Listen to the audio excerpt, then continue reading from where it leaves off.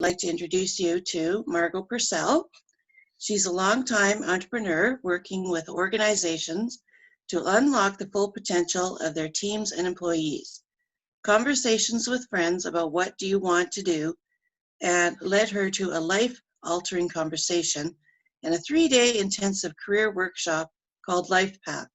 It was after this she started her company Open to Possibilities in 2004 with a focus on helping organizations and individuals in the areas of change, leadership, and career. Recently, she moved into the role of CEO of InceptionU Educational Foundation, a nonprofit organization working to equip people with essential skills needed for an ever-changing future. Here's Allison. Margo. Welcome, everyone. I'm excited to have you here. And what I want to do is we're going to go through some exercises, some hands-on activities, so that it's about equipping you with ways of being able to uncover things that are already within you and that you can continue to do whether or not it's in a session such as this. And this is a process that I've gone through myself, that we actually take all of the InceptionU and EvolveU participants and learners through as well. And it's about uncovering what you already, those internal resources that you already have.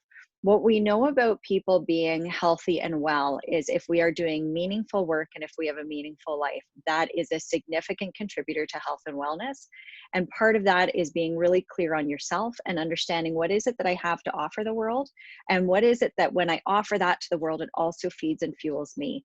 And again, that can contribute greatly to us being mentally healthy and well.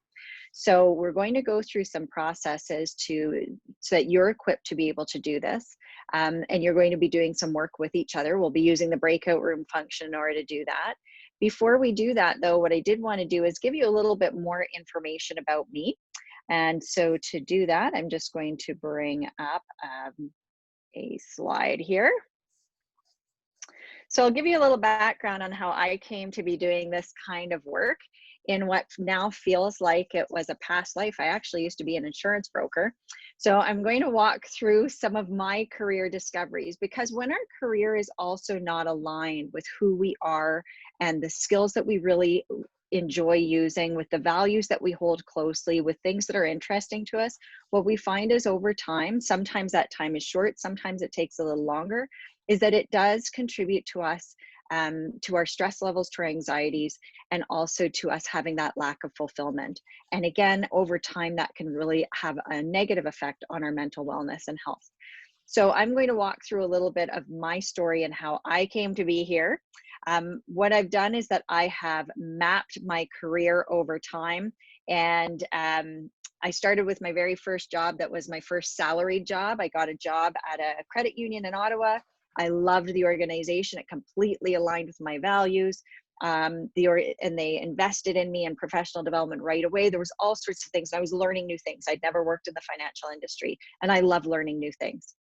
And so my satisfaction, if we look at satisfaction on a scale of 0 to 10 and then over time, my satisfaction was pretty high. Number one, because I could pay my rent for the first time in a while, and that I actually knew how much I was going to be making over time. It wasn't as spotty as it had been through my student years. And then I figured out pretty quickly, wow, I know what I don't want to do. I have no idea what I do want to do. And while I know what I don't want to do was leading my career, it seemed to be quite a bit of hit and miss. Just about everything seemed interesting to me. I had a really hard time even picking a major in university. I changed it so many times till they finally said, like, if you want to graduate, you better lock into something, because how can I pick just one area to study? And it was the same kind of thing with this. Wow, I know what I don't want to do. I have no idea what I do want to do. Well, how many things, how many jobs, how many roles am I going to have to get into and realize this isn't it? Try again, this isn't it. It seemed like a really spotty way to lead my career. What I did know was I'm not particularly administratively gifted. And so it was really clear that administration was not somewhere where I was designed to be. And at that point, my husband had moved to Toronto because he wasn't bilingual, and I decided to go join him in Toronto, at which point I got a job with a credit union insurance service. And you know what I found out was when I got into insurance, I loved insurance. I was actually teaching people how to pass the broker's exam before I had passed it myself, because I took to it like a duck takes to water, like someone who's good with numbers takes to math. It made a ton of sense for me. I could explain it to anybody. And I got into the career and I loved the company and I loved their values and I loved everything we were doing. And so my satisfaction went up pretty high until it started to not be so exciting for me. After about a year of working in a call center, and it was doing a similar kind of thing. The cases were different each time, the clients were different. There was something stimulating. I loved helping people. And I was getting a little tired of the same thing. And so then they posted a job posting, job transfer for Calgary. And I thought, ooh, let's go. I called my husband. I said, do you want to move to Calgary? He said, yes. 9 weeks later, we were out here. Neither of us had even been to the city before. We thought, this is an adventure. Loved it. Loved it until I started not loving it anymore. And then I got an opportunity to become the trainer and educator with the Calgary office, which was super exciting. And my satisfaction went right back up again, except I had to train and educate between phone calls. So I started to find once again, I wasn't super fulfilled with what I was doing. And that's when I started to realize I'm good at everything. I'm not the best at anything. How do I figure out where I'm supposed to go and what I'm supposed to do? All I knew was I want to help people. That's 25,000 possible careers. And between I know what I don't want to do and I'm good at everything, it seemed like it was an overwhelming monumental task to try and figure out where am I meant to be in the world and what am I meant to be doing and offering out to the world. So wasn't super satisfied anymore and decided, well, you know what, I think it's time to start a family. So I'll get pregnant. That's my ticket out. And I'll figure out what I want to be on maternity leave. I do not recommend that career management strategy, and it's not available to some of you. And it involves a lifelong commitment. And I thought, well, while I'm on mat leave, I'll have this break and I'll have all this time on my hands and I'll figure out what I want to be when I grow up. And then while I was waiting for this baby to arrive, my parents had come out and we were having lots of conversations.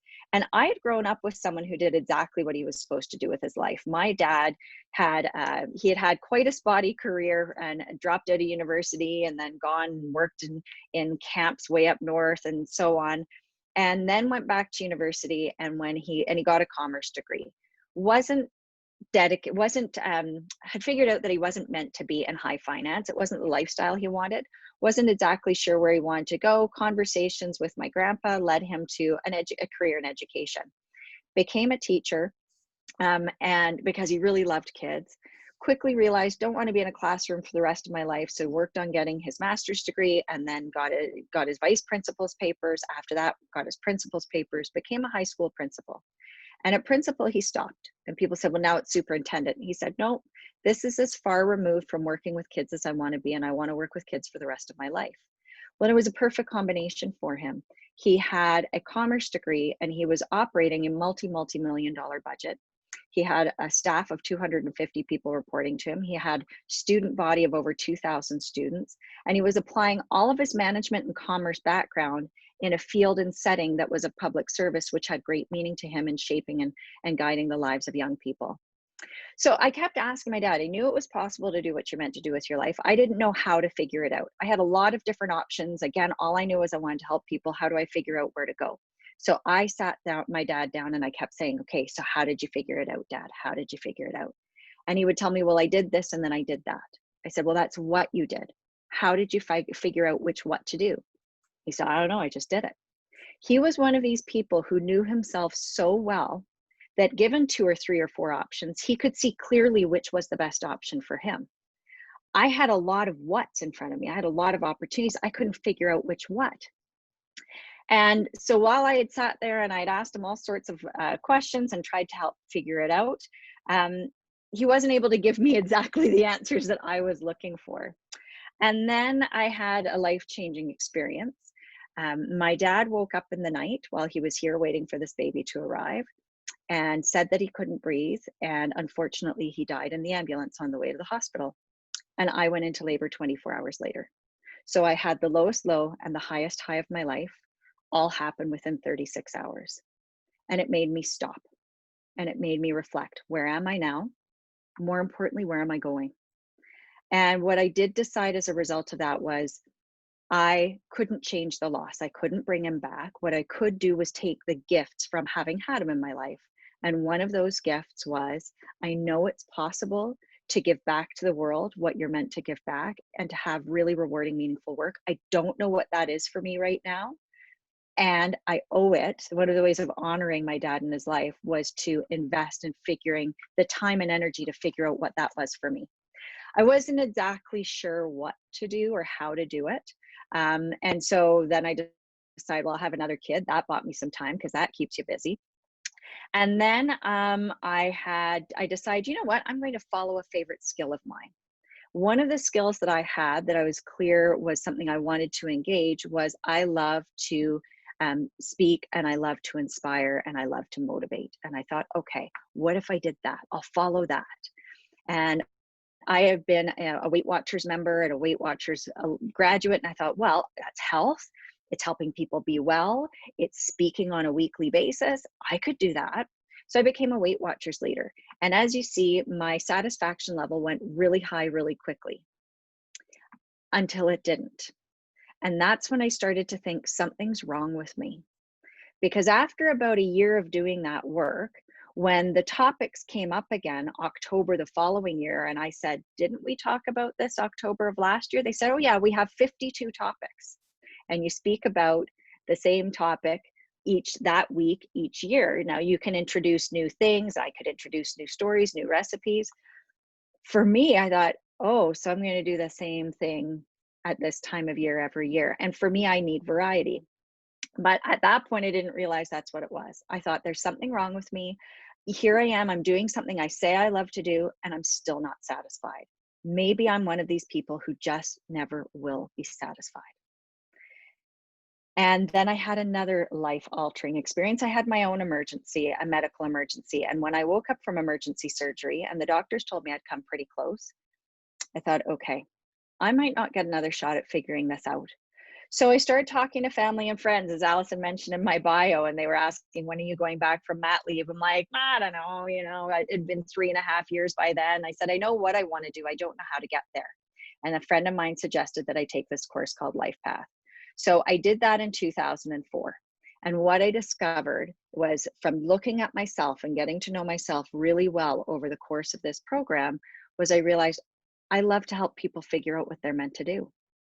I also realized that in order to do it in a way that worked for me in my life, I needed to do it for myself rather than going and working for a training company. Now, I joke around that I have no business being in business. I've been at it for 16 years, and I started my own company in 2004, starting with coaching, and eventually the man who introduced me to LifePath agreed to take me under his wing and coach and mentor me. And he introduced me to his work. He started introducing me to his clients, and I've been doing that work ever since. Part of that evolution of how I've ended up in the role I'm in now as CEO of InceptionU was we started looking at, some colleagues and I were looking at what's missing out in the world. How can we equip people to learn how to learn? Because things are changing really, really rapidly. And something that you've never seen before could be put in front of you, and it's the difference between whether you get the job or not. And if you don't know it, well, I don't have time to go back to school for 2, 3, 4 years. And oh my gosh, well, if you know that, if you've learned how to learn, then you know how to figure it out. And that's what we're really aiming to equip people with. And we're aiming to equip people with that ability to do the critical thinking, to do the complex problem solving, to be able to communicate and collaborate. All those 21st century skills that businesses are saying, people come out of school and they don't have that. Most of you will have gained those on the job. And so that's our aim, is to equip people with those, discover what they have within themselves, and be able to say, how can I position myself in the market to be able to bring my best stuff? Because if you're at your best, people pay for the best. So that's how I ended up going from being an insurance broker with a theater and poli-sci degree through to being a CEO of InceptionU. And it's all based on that self-knowledge. And once you're clear on those things, you've got that guidance mechanism forever.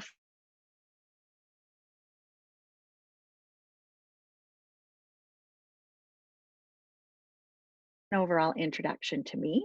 Any questions, comments, or thoughts so far?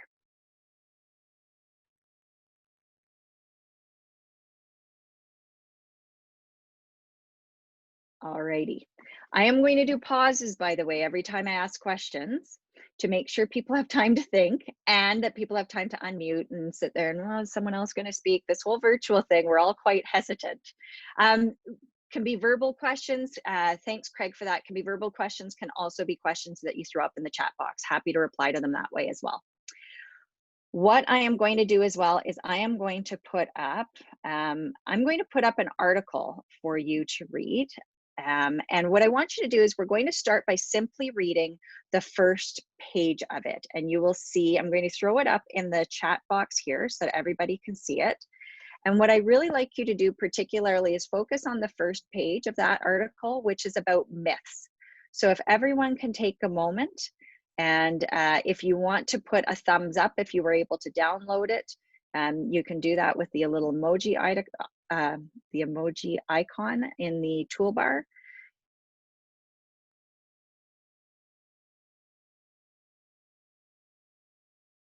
Or you can just give me a thumbs up on your video screen if you've been able to download it.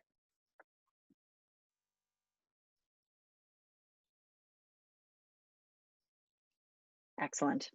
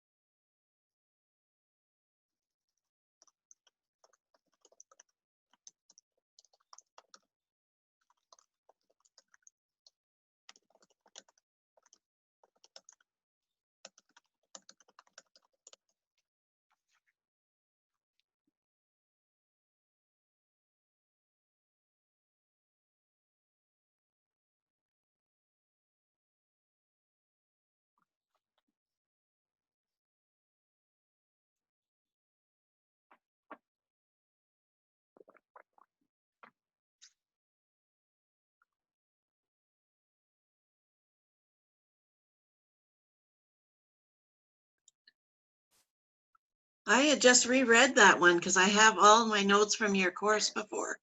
It's a good one. It really is. Great. Yeah. I still have all that stuff.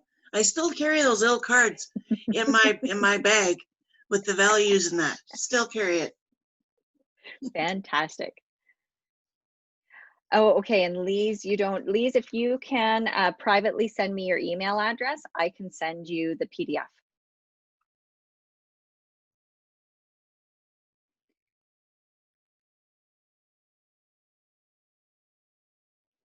Anyone who would like me to send the article to you directly, just send me a private message in the group chat and I will email it to you.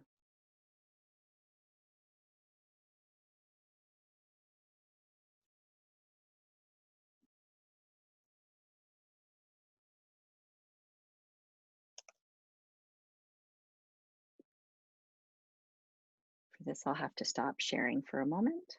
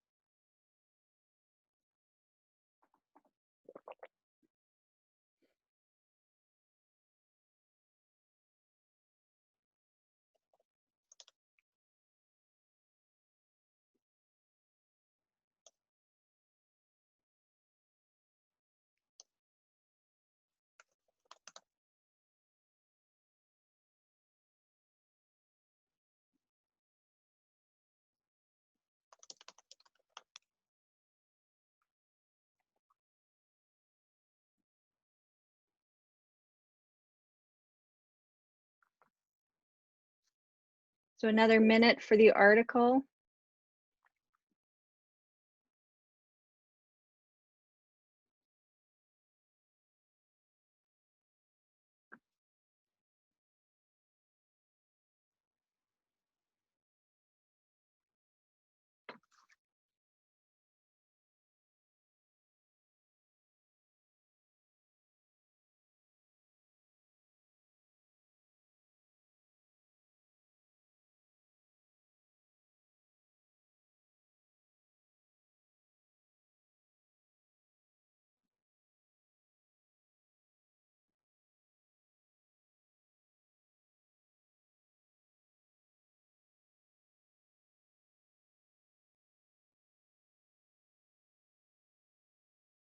Okay. So I see that there's a question up in the chat box as well from Farine about what if you know what your passions and strengths are, but you just can't figure out a way to make money or get paid for it. For example, many people want to become life coaches. They cannot find any paying clients, or people write books, but just can't get them published. And that is not an unusual situation to find yourself in. What I have personally found is we'll often, in terms of our passions, I tend to look for purpose more than I look for passion. I've been reading quite a bit in and around passion because passions can come and go. And sometimes when we look at that purpose, then we can actually find a broader range of application for it. So, for example, with my business, when I started, well, okay, I'll be a coach, and life coaching was quite new. And I realized very quickly it really doesn't suit my temperament. My temperament, and many psychometrics I have taken told me that Margo has the least patience for those who are most dependent on her. Not ideal for someone who's going to have a lot of one-on-one relationships as a working situation. I also thrive on variety, and I also love to be working with different people, teaching different things, and I don't like having to be at the same place at the same time.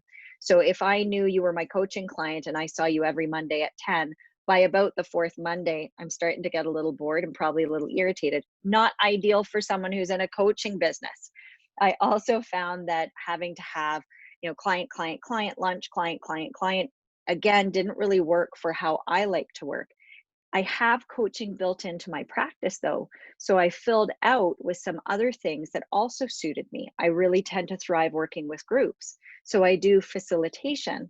And then out of that, if someone has a need for or a desire to do some one-on-one coaching, absolutely. I'll tend to do, especially in career, let's go through the whole workshop as a group. If you need some more one-on-one support after we're done that's fine. Taking a whole bunch of people through the whole process one-on-one, I knew didn't work for me. It also meant that I could make a better living than what I saw was required, and my energy level for trying to obtain and acquire a whole bunch of coaching clients. Whereas I was able to build a group facilitation practice that meant that I was able to make a living, and then coaching is a complement to that. Does that help with your question, Farine?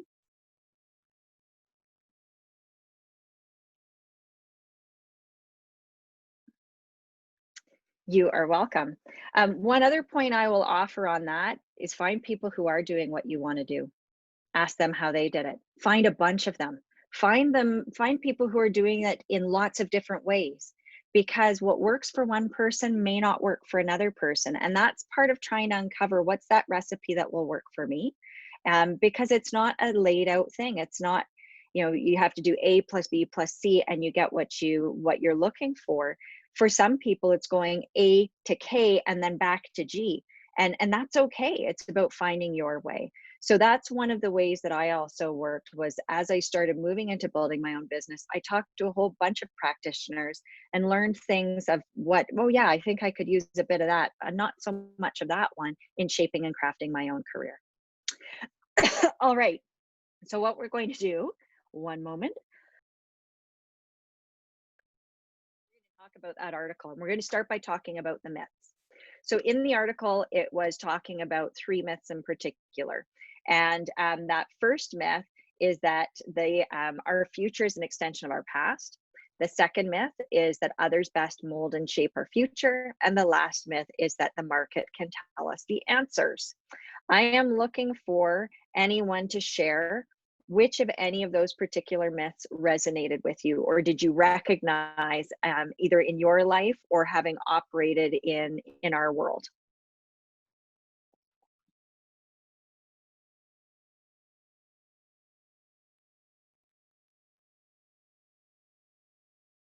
The second and third ones, Yasha, if you don't mind unmuting yourself and telling us a little bit more about those two myths and what resonated with you.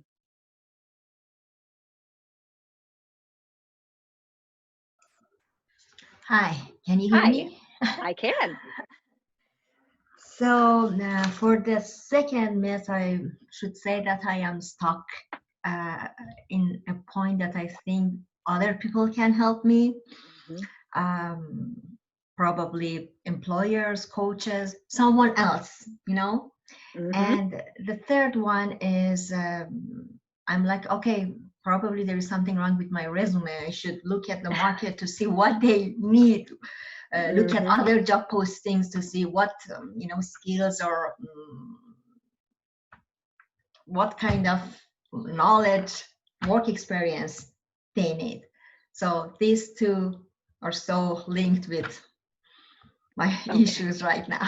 Okay, thank you. I'm seeing that a lot of people are putting in there that yes, number three resonates quite a bit, and especially, let's be honest, in the market that we're in, with a whole bunch of factors at play, particularly in the Alberta market.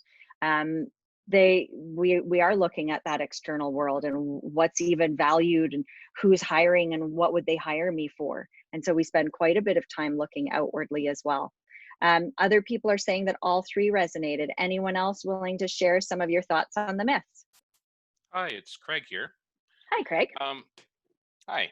I found like I'm in my 40s now. When I was first starting my career, I thought, well, there's some things I'm passionate about in creativity and Mm-hmm. writing and stuff. And I thought, well, I'll just take a job for now doing whatever the market wants until I can develop the career that I want. And I still had to figure out what that might be. And now I'm in my 40s and I'm still doing what the market wants Mm-hmm. because it's the only thing that's actually paying the bills, and it's really hard to get around to like what I thought I was passionate about, and maybe I'm losing my passion for that now because I've just trying to make a living. Yeah. So Yeah. getting from this point of, okay, I'm working the 9 to 5 doing what's expected of me and really not passionate about it at all, and then how do I get back to um, what I would prefer to do? Right. Thank you. And Craig, that's not an unusual thing that I hear in doing this kind of work. And often what I've seen will happen with people as well is we seem to think it has to be this direct line. If you're of my vintage or older, you could be a doctor, a nurse, a lawyer, a teacher, right? I still remember the books that always talked about being a garbage man, and I just thought that was the best job in the world. I'd cry if I missed the garbage truck every week. There were certain boxes you fit in, and that was it. And when it comes to something like creativity, Craig, it might not be as direct a line as we may have thought. Often I'll have people say, "Well, I'm not creative," because they're not artistic. Creativity is you applying that imagination in any realm in which you get ideas and you get sparked and lit up. You can be creative in just about any single field possible. And in the Evolve You program, people are learning to be creative with code. What can you create? And depending on where they're going with that career, any kind of technical capability that they build is going to position them to be able to do rewarding, meaningful work. What an employer is looking for is, can you contribute? And if you can contribute creativity as well, it happens to come married to some other technical capabilities. Now you've opened up other realms. And so that's one of the things I've also seen is we tend to focus in on one thing. And what we do need to do is look at our whole selves in order to find or create an opportunity we might not even realize is there. And I'm seeing your comment as well that you posted, Craig. Yeah, if it's already a saturated market, well, then what are my chances of getting anything? And if it's so brand new that no one's heard of it, who's going to pay for it, right? And that's where, again, the more you know yourself and the more you can articulate, here's the value I bring. It's amazing the opportunities that can come up that you couldn't have even contemplated when we're looking at things as specific career fields. So that's where we like to look at, let's get to know you first. That's the source of being able to move forward and lead your career from there. Does that answer your question, Craig? Yes. Yes. Thank you very much. You're welcome. So I'm going to talk through some of the myths, and I've done a lot of these conversations over the years. I've had these conversations with well over 1,000 people, I'm sure. I've lost track at some point. When we look at the myths, the first myth about our future is an extension of our past. And again, we've heard this a lot in the Evolve You program in particular, where people are saying nobody wants to hire anybody with oil and gas experience, because there has been a tendency to believe that they'll just go back to oil and gas when it comes back, or their thoughts of what oil and gas is and what someone who's come through that industry is looking for, is willing to do, not willing to do, and so on. And so transitioning out, sometimes people can say, well, because I've got that on my resume, I'm really locked in. And I'll share with you that when I was in insurance, at a certain point, quite a while before I left, I started really getting those itchy feet. And I'm wondering, I think I'm going to go somewhere else. And I said to one of my colleagues when we were out hiking, oh, you know what, there's a job for a call center manager, and I'm going to apply for that. Because, I was 25, and that meant that, 2 years in a call center, I'm sure I can lead the place. And she said to me, well, now that you've got insurance on your resume, that's all anyone's ever going to see. And I thought, what? I took that job because I needed to eat, and I'm locked in for life. And the one thing I did know was, I said to her, well, maybe your resume. My job is to show something else on my resume. I didn't know how to do it. I knew there's got to be something that it doesn't mean I'm locked in. That's how strong, though, that myth is, that we really do believe that once you're in something, that's it, and how you can't get out. Once you've taken a degree, once you've gone to school for something, that's it. And yet, if you actually look around, you can find evidence all over the place of people who've made significant transition that dispels that myth. I am leading a nonprofit private educational institution. I used to be an insurance broker. It's a pretty significant transition. It didn't happen right away. And every step along the way, I had more and more discoveries. And by the way, once I was on that path, every step I took was part of my path and was fulfilling. And I kept growing and looking and developing further, and it evolved along with me because I knew myself. With the second myth of others best mold and shape our future, I love talking about my brother-in-law, who is delicious. I love him. And one of the, he had started doing this work with me, and he had been told his whole life, you're so great with animals, you should be a vet. You're so great with animals, you should be a vet. Because he grew up on a farm. So he went that route and he became a vet tech, and he worked at the University of Guelph, and he loved it. He raised puppies. He was paid to raise puppies.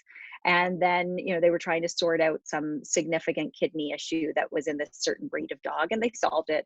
Then he got to adopt the dogs. And then after that, he started to realize, he moved to Ottawa and got a job as a vet tech at the University of Ottawa and hated it. And he was euthanizing mice, and his boss was one of these people who every silver lining has a cloud, and it was really negative work environment. So he left there, he went to a vet clinic and started to realize, I love the people, I don't love what I do anymore. He and I started doing this work together. And what he ended up saying to me at this point, he said, you know what? I don't love animals. I just always really loved my dogs. And so with the best of intention, people watching him with his pets led him on a 12-year career journey in veterinary medicine, only to realize that that's not where he was meant to be. He's now an interior designer and creative marketing for a green building company in Scotland, and he loves it. By the way, he's also consulted on veterinary clinics and how to redesign them. So there are lots of changes we can make. So even with the best of intentions, people can lead you astray. And so that's where, again, that self-knowledge of being able to hear what because sometimes people can see things in you you can't see in yourself. That's okay. It's making sure that you don't give that too much weight, more weight than what it really deserves for you. The last myth of the market knows the answers. Well, the market is changing, and it's changing really, really fast. And it is at a level of uncertainty right now that's very difficult for us to understand where it's going. And so if we use the market only to help us make career decisions, it's just as risky as ignoring the market altogether. I want you to think of, let's say, someone who ran a horse and buggy shop. I don't want you to be that person who had the horse and buggy shop, said the car thing, this thing will never take off, and all of a sudden you find you have no work. And if we only look at the market, it is really risky. I know in the years that I was going to school, they were talking about this massive shortage of nurses and teachers that was going to happen. And a ton of people went into nursing.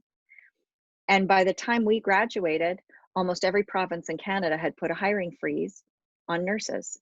And they'd actually started laying off. Now, if you're meant to be a nurse, it was okay. They could cobble together casual hours enough to keep their license. And when the hiring started again, they were fine. What if you never wanted to be a nurse?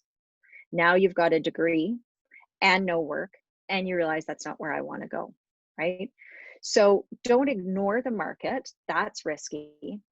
And the market changes so quickly that only using the market is equally as risky, okay? So they're called myths not because they're false.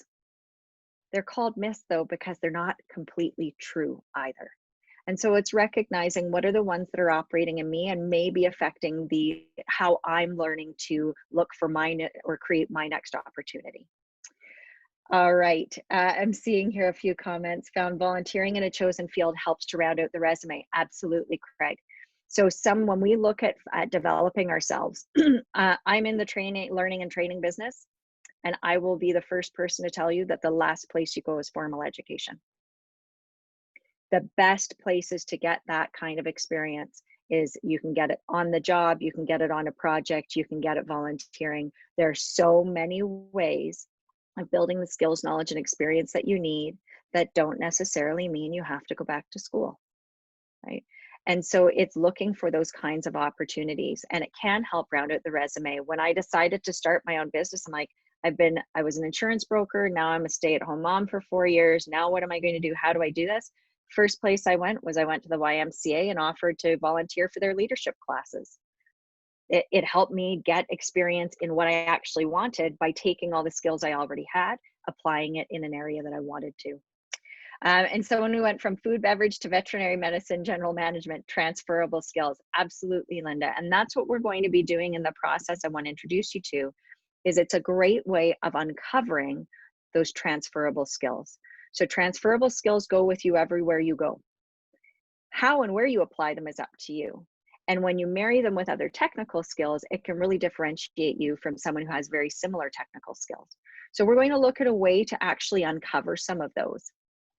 Looking at the rest of the article, and I realize I didn't task you with reading the whole thing, I will give you kind of a high-level overview. What it looks at is what is required for people to do work that's rewarding, fulfilling. And that tends to be about people really understanding themselves and being able to describe what it is that they need to do that rewarding, fulfilling work. And that really comes from self-knowledge.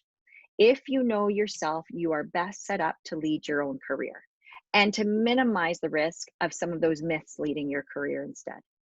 And so based on the article, one of the best places to look for that is to look at your own accomplishments, your own achievements. And for something to constitute an accomplishment or achievement, the only person who decides whether it's an accomplishment or achievement is you. It doesn't matter if anyone else in the world thought that was a big deal.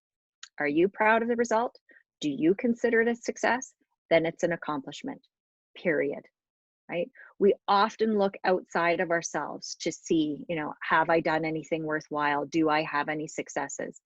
And when we're in an unstable, unsteady market, and when we're not feeling super good about ourselves, it can sometimes be hard to see that we've done anything. And I guarantee you, if you're still alive today, you have accomplishments because you are navigating this world and you're here. So what I want all of us to do is I want you to take a moment and I want you to think about, so I'll give you about 3 minutes to think about any accomplishments you've had in your life. It could be a lemonade stand you had when you were a kid. Maybe you were in a school play. Maybe you did a project in school somewhere along the way, whether that was elementary, right through post-secondary, wherever you've been. It could be a project that you knocked out of the park. Maybe it was on the work, something that you did. Maybe it was successfully landing an opportunity. Maybe it was getting your first job. Anything. Maybe you went on a hike that you never thought you'd be able to do, and you were able to go up and climb the high ridge, and you did it. It doesn't have to be work related. I want you to sit and capture in the next 3 minutes any accomplishments that you've had. And remember, the only qualifier is that you were satisfied with the result. You considered it a success. Any questions?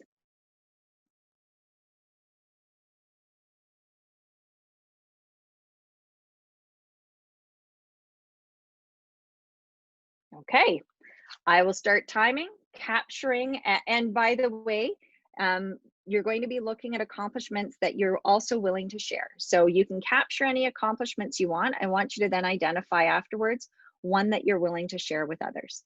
So I will keep time. And if you have any questions, throw them up in the chat box.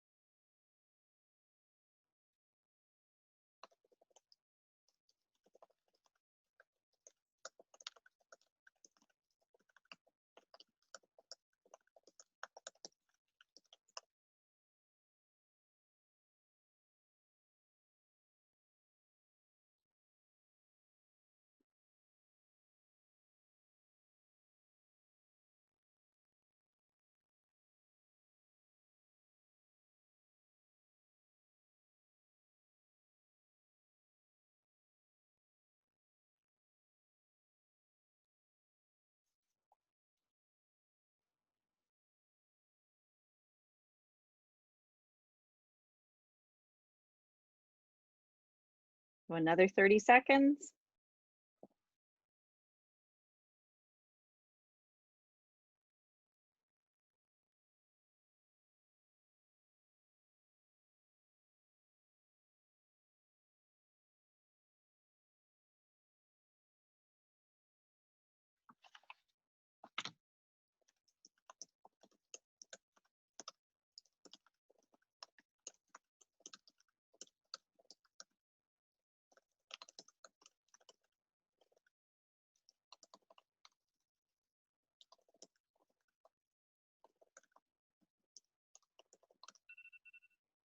All right.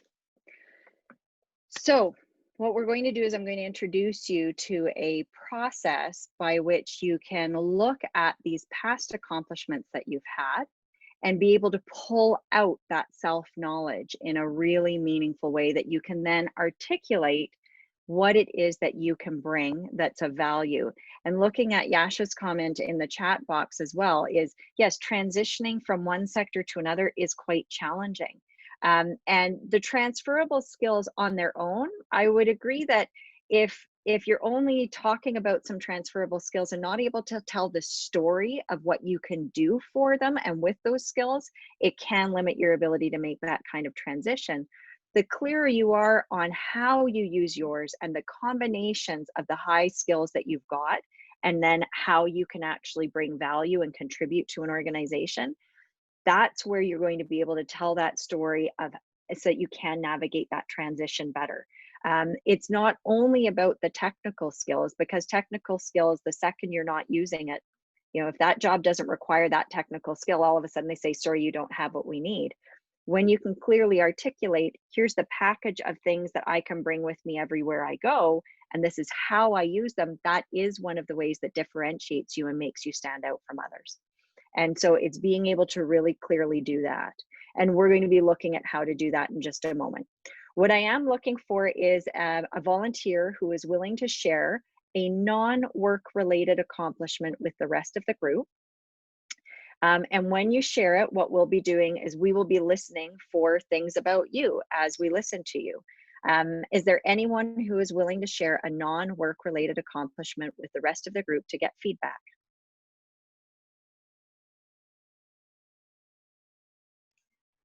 Can I share one?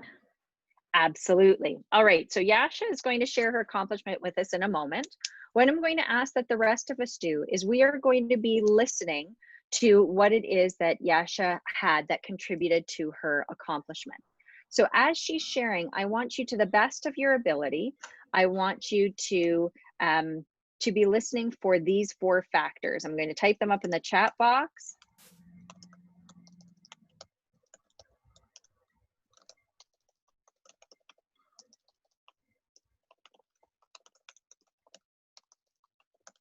So as she's sharing, to the best of your ability, I want you to capture any skills you heard that she used, any interests that were part of that accomplishment, any personality traits that shone through as she's sharing, and any values that you heard in the accomplishment that she shared with us.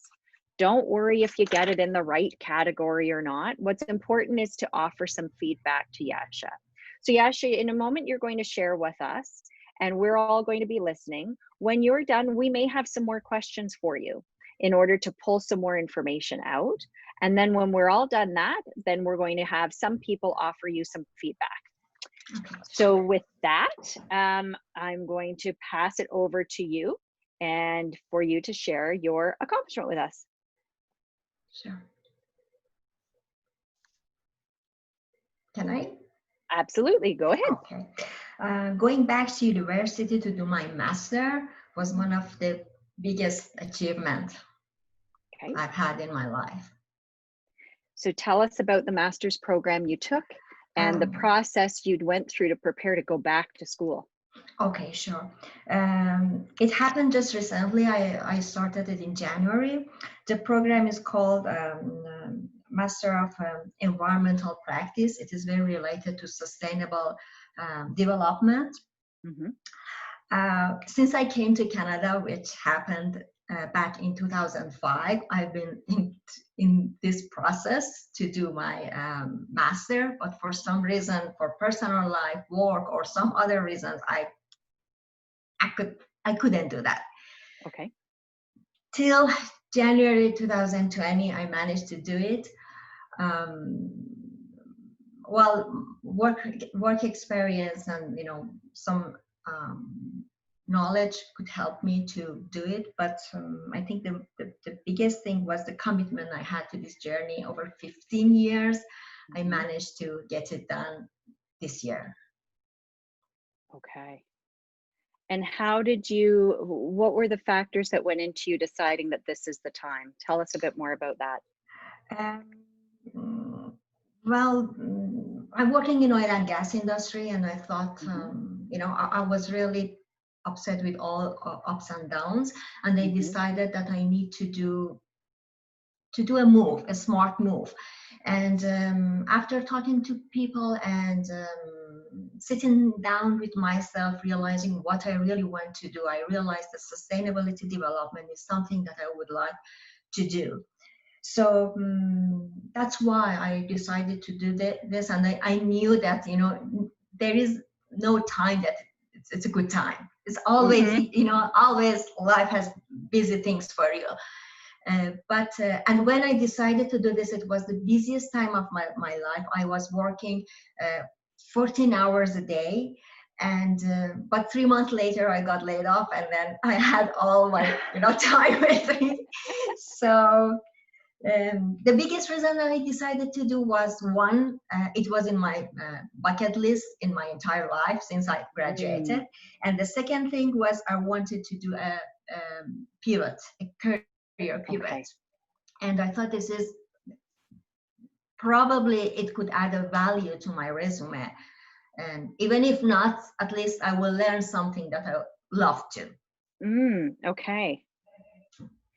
Does anyone else have questions for Yasha?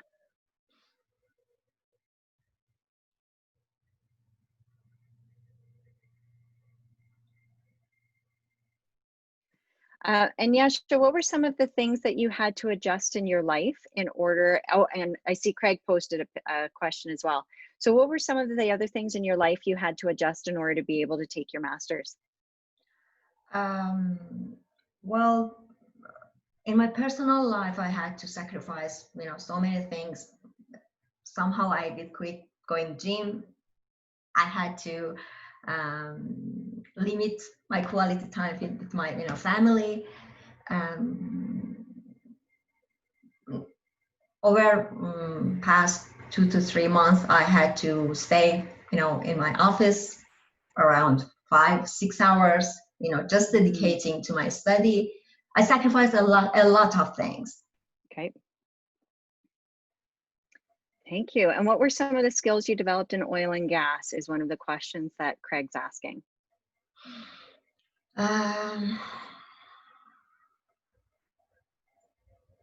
That's a good question. Whenever I am asked this kind of question, I have nothing to present. Well, I'm a process engineer with, just regular skills that a process engineer has in oil and gas industry. And I don't know what, in what extent you want this skills. Any of the technical skills that you gathered from oil and gas that you're interested in moving into your next work? Definitely. I used, I worked with, special softwares in my, area that I was working. Heat and material balance, or what else? Yeah, my very last experience was working on flare and venting, which I really loved. Okay. I was working with a particular software, and then I had to analyze the results and, kind of design the flare network. Okay. Thank you. All right. So, so I'll ask a final question before we start giving feedback. What was the most interesting part of this accomplishment of going to take your master's for you?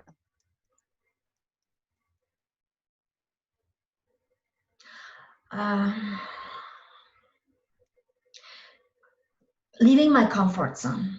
Because I think life begins at the end of your comfort zone. And when I started this program, I knew that, there are so many things that I love, and I need to leave them aside, at least for a while. And the other thing is, I was coming from another country, and for me, always, educating in another country was like a dream. Studying in English is to me, it's not an easy thing. But I did it. And even for the first course, the grade I got is one of the highest one. Wow. Thank you. All right. So there's been a lot of feedback that's been put in the chat box for you as well. Anyone, so I'm looking for about 2 or 3 people to share what you captured with Yasha. So coming off mute and sharing what it is that you've captured on paper there. Anyone willing to share?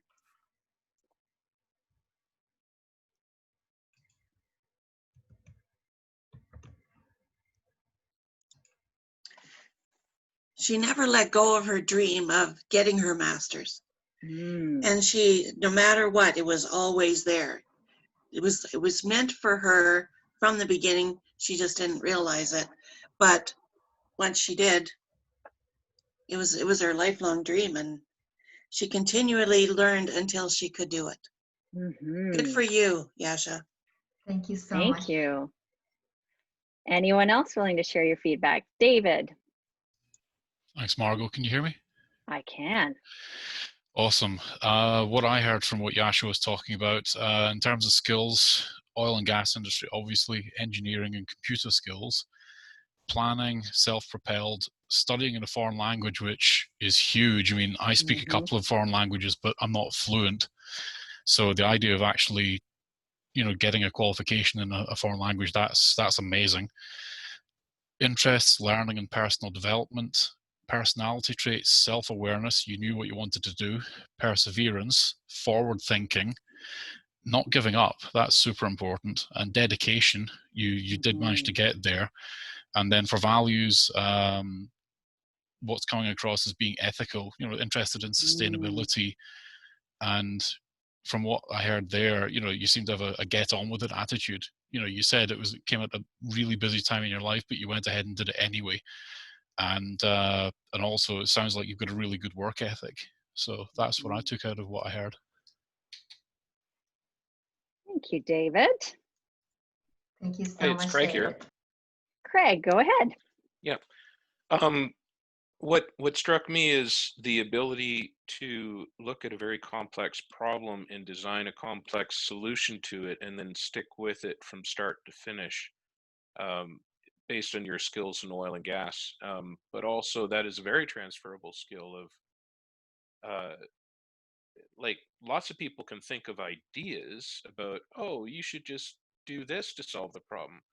But you've demonstrated an ability to design a solution and stick with it start to finish and actually come up with a workable product in the end that solves a real world problem. And I think that's desperately needed in a world where lots of things are being automated, lots of jobs are being automated. The kind of skills that you have may not be automated for some time yet. Thank you, Craig. I think Jack Ma said that we need to focus as humans on developing the skills that computers can't do. And because we'll never be as fast at the computers as the computers at the things that they do. And that actually opens up opportunity. So thank you for that. Yasha, I'm going to share what I heard with you. So starting with skills, I heard a skill at decision making. I mean, you decided you were going to do it and you followed through and you did it. And a skill at following through, at researching, at organizing, scheduling, budgeting, because you would have had to budget to be able to do this. At evaluating and analyzing. I also hear a really strong skill of strategic thinking as well as systems thinking. You're thinking of where things are going, the systems with the energy system as well as the greater economic systems as well. Anticipating, reflecting. I also distinguished out researching through people. You didn't just go online and research different programs. You also talked to other people to uncover information that way as well. A skill at designing, adapting, developing processes, prioritizing, time management, project management. This is also a skill at risk management. You are seeing that your industry is changing. So how do I manage the risk and set myself up to be successful where things are going? Planning, goal setting, implementing, initiating, and following through. I also heard a skill of complex problem solving and ideating. Interests that I heard: environmental studies, sustainability, education, learning new things, personal development, software, technology, science, engineering. Cultures seem to be interesting to you, languages.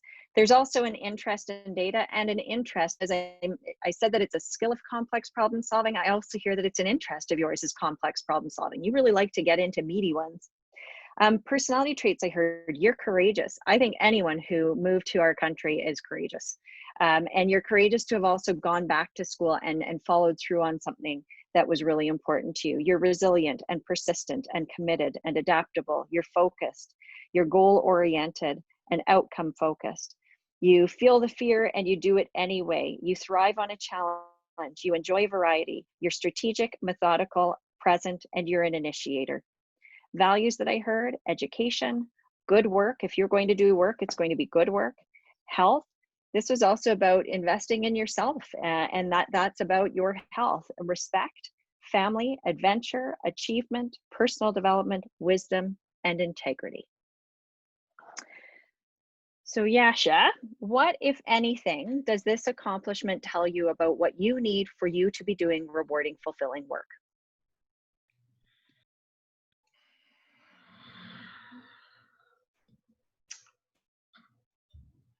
You know, first of all, thank you so much for all, those things that you share with me. But the problem I have is I am terribly stuck with that myth number 2. Mm-hmm. No matter what I have achieved, I need somebody out there to hire me. For a period of time, I thought, okay, I'm going to do my own business. But then that question came, that how are you going to do that differently? Mm-hmm. And then I was like, okay, I had no answer for that. Mm-hmm. So what we do over time when we do this, and again, what you're experiencing, number one, it's not unusual, it's not uncommon. We do a terrible job in our world and in our culture of helping people figure out what it is that they have to offer, and what are ways that what are opportunities that can be created or they can find to be able to offer that. We constantly tell people to look outside of themselves and fit themselves in as best as they can. And when the world keeps changing as much as it is right now, that is a risky way to approach it. And so what we do over time is, when you do these accomplishments over and over and over again, you start to find those patterns. And then you can start to showcase, hey, here's what I have to offer. Here's what I want to be doing out in the world. And the better you can describe that, the more likely you are to find a hit. It is totally counterintuitive. What we tend to do is, someone says, hey, where do you see yourself in 5 years? And what do we often do? I don't know, where do you see me? There's myth number 2 in action. We look for that external validation. That is pretty much the same thing as if you went on Google and you typed in jobs. You're going to get millions of pages. You're going to get a lot of junk that you've got to sort through. It is counterintuitive to think that the better I know myself and the better I can describe what it is that I have to offer, the more likely I am to generate better fits and better hits and even more opportunities than if I just kind of look out there and I go, well, I'll do anything, right? And especially in an anxiety-filled, uncertain, I mean, the uncertainty we're experiencing right now, nobody knows how to navigate that very well. And so it's a tendency that we want to reach back to things that we think, the tried and true methods, except the tried and true methods, especially in a time of incredible change, may not work. What we have found works no matter the economic situation, no matter the industry, is the better you know yourself and the better you can describe that and tell that story, the more likely you are to find hits or create hits. And so it starts with that self-knowledge. Thank you for being willing to be the volunteer and share that with us, Yasha. Overall, how was that experience of sharing your accomplishment and getting feedback from others? It was really awesome. I really had a difficulty to recognize my own values, and thank you all for sharing all these values with me. It definitely was a boost up for me, and I hope I can, I'm sure I can add, a bunch of them to my resume. Yeah. Thank you so much. Oh, you're welcome. And that's the thing, like, here's a great source of things to boost your LinkedIn profile, to boost your resume. And it's things that you get to say, I actually, not only do I have demonstrable experience with this, I really enjoy using them, right? And if all it does is makes you feel better to recognize and hear from other people, we're not saying things to be nice, Yasha. We heard what we heard. These are the things that went into you doing what you've done. And so it's about being able to identify those. When it comes to our natural talents, those things are often things that come very easily to us. And because they come easily to us, we often take them for granted. and we figure, oh, it's not a big deal. Anybody can do this. I'm here to tell you that's some pretty amazing stuff. So even if it was easy, doesn't mean it's not valuable. And so that's what we're going to each do, is everyone's going to have an opportunity now to share an accomplishment analysis. I'm going to break you into breakout rooms. I'll see how the numbers work out. I'm hoping we get about 3 people per room. I'm going to share with you. I'm going to put it in the chat box so that you have it. I'm also going to share my screen to show exactly how this process works. So let me throw this up here. So I put that up. I'm also going to put in there a skills list for you, because sometimes I found that, I mean, I've been doing this for years, so I have a whole bunch of skills that I can list off for people. Well, this is my work. And we do, again, a terrible job of helping equip people with even the vocabulary to be able to describe what they bring. So I put together a skills list to help you as well. Let me share with you the accomplishment analysis process. I'll throw it up on the screen here. And then because it's in the chat box, you can grab it before you go into your breakout rooms. So here's how the process works. First, one person in your group will tell their story, and the other people in the group will listen and capture, again, skills, interests, personality traits, and values to the best of your ability. Don't worry about getting this right or wrong. This is about giving someone feedback. That's the most important part of all of this. And then they will ask any further questions that they might have, like we did with Yasha. And after that, you share your feedback with the person, and then it's repeated for the next person. So it should take maximum of 15 minutes per person to go through this. Okay, sorry, I just got a message from someone, and thank you, and I'll reply to that privately as well. So with this, what you'll do is you will break out into the groups. You're going to have one person be a timer. Make sure that it doesn't go past 15 minutes per person. Otherwise, it risks that one person gets cut short in their time. And so one person is timer, you share back the feedback. If you found like it took less than 10 minutes, you probably didn't go deep enough. So ask some more questions and see if you can pull more out of the other person. And then you repeat the process for every person. So total time, I'll be checking in. If you come out of the breakout room, if you're done before 45 minutes, then come into the main room. Again, though, if you're finding you're going through it really quickly, you need to stop and ask some more questions of each other to make sure that you're going deep enough. That's the process. Any questions on this?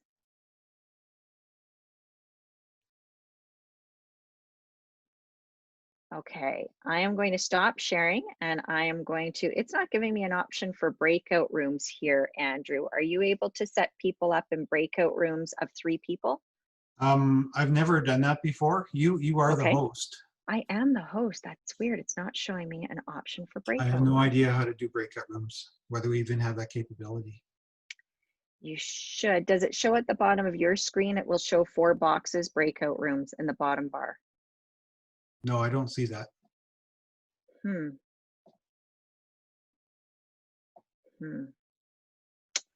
Without the breakout rooms, it does make it a little difficult for us to do that. We just have the basic Zoom. Oh, okay. Okay. Well, then in that case, I will send, yes, some people are asking for those documents, so I will send those. I'm just trying to think how we do this then without the breakout rooms. I'm just doing a little Google research here, and Yeah. I'm not sure if this is something that you can do in a minute, but you'd have to go into your account on zoom.com. Yeah. Account management, account settings, breakout room option on the meeting tab, and verify that it's enabled. Is that something you can do in a minute?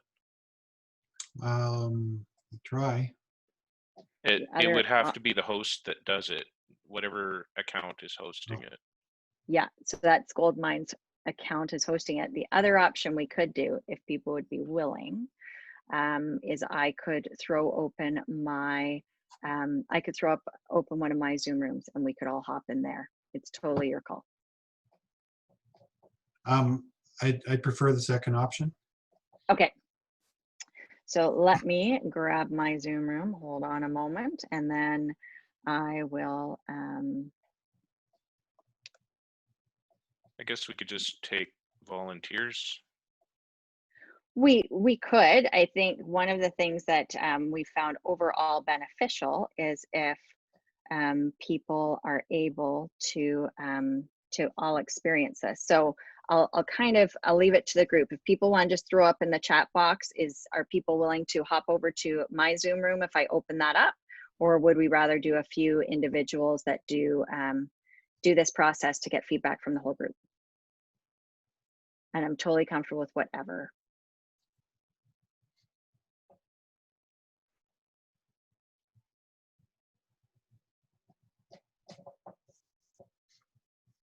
Okay, so I am going to, I'll see, I think probably what's going to happen. I think it's easiest if we do my Zoom room. So I'm probably going to have to, how am I going to do this?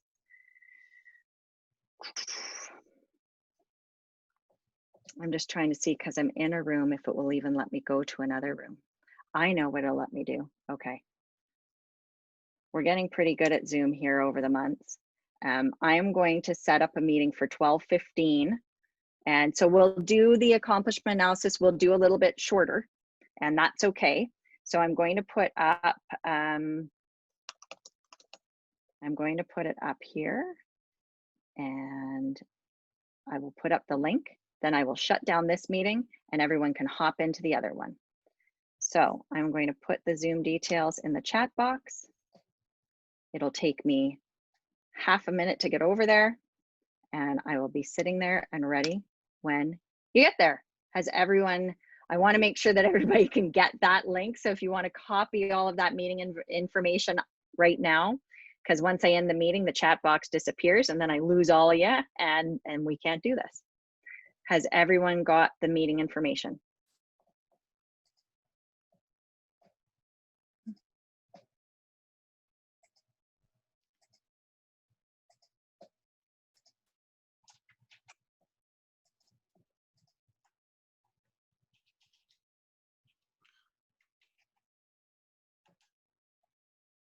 Okay.